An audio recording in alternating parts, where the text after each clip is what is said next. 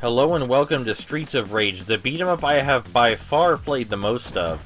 We are playing as Adam, who has the longest range and the most power of all the characters. And that's something that would be very useful in boxing, I think, is to have these enormous arms. So that probably worked out in his favor. With Adam's greater power and range, though, he has a lot less speed. He is the slowest character. All the characters move slowly when they move up and down, but Adam is like molasses.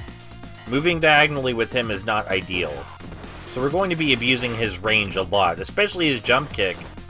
His leg is like the size of these guys' bodies, so that jump kick's gonna save us a lot. But now that we're familiarized enough with the basics of Adam, it's time for the basics of enemy types. This is Garcia. There are a lot of Garcias.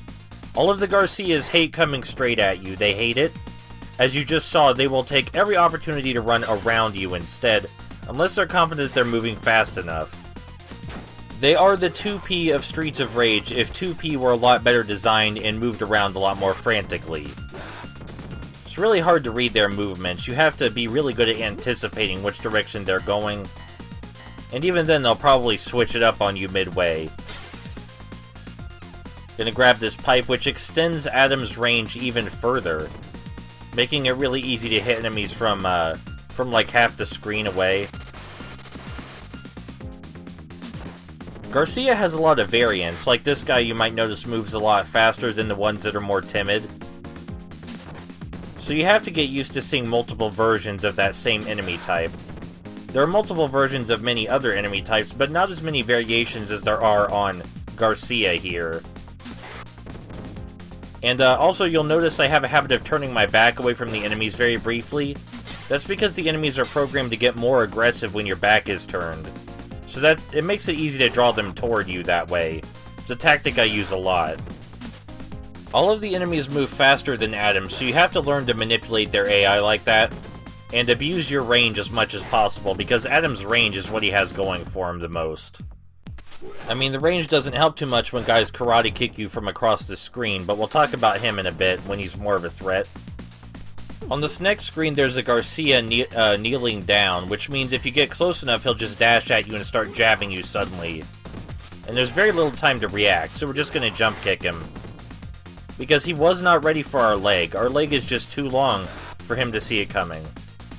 And I believe we're about to be introduced to another enemy type here. This girl with the whip is Nora. She's usually called Electra, incorrectly. Electra is a version of her from the sequels. Nora's whole thing is that she has a really long range with her whip. That's basically it. That's all she's good for. And since our leg is a bit longer than her whip, she's going to be the easiest enemy for us in the entire game. Definitely.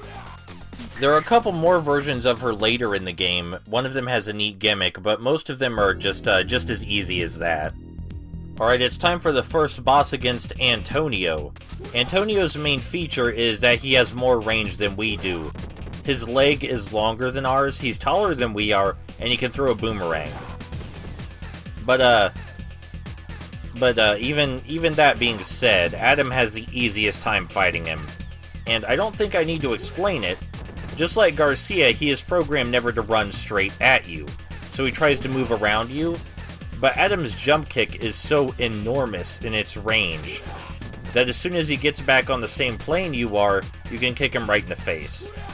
This makes him the easiest boss battle in the game for Adam. As the other characters, you actually have to go and get him, which takes just slightly more effort, but we're not even going to get to see Antonio attack. He's already dead.